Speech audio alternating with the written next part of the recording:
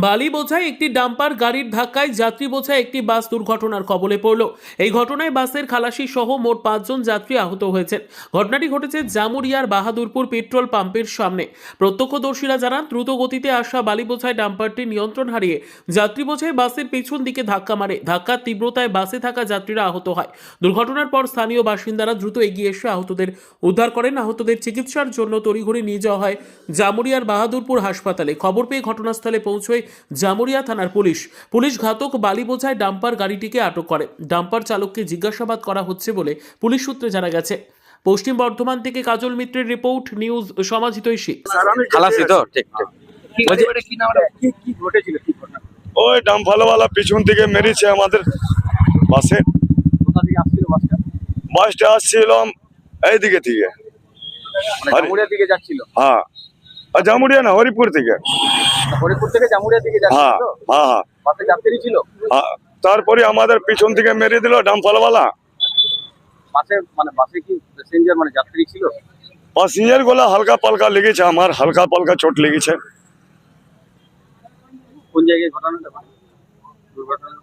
थी भैया कौन जगह हलें? बादलपुर में, बादलपुर पेट्रोल पंप। আপনার কি গাড়ি দাঁড়িয়ে ছিল না?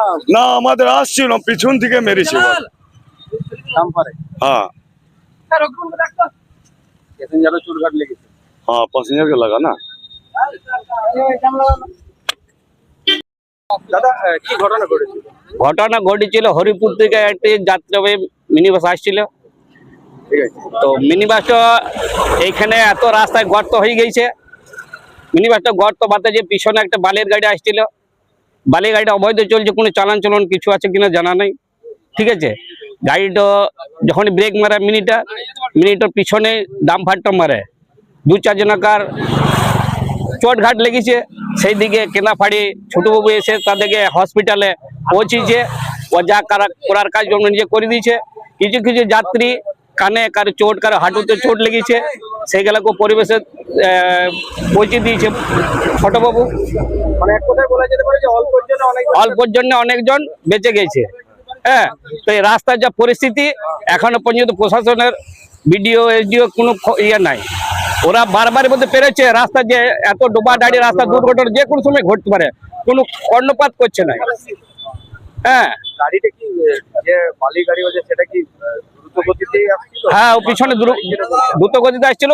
মানে যে ডোবা ছিল, ডোবাগুলো মিনিট বাঁচার যে ব্রেক করতে পারে, লোড গাড়ি ব্রেক করতে পারেনি, তার পিছনে মেরে ফেলেছে।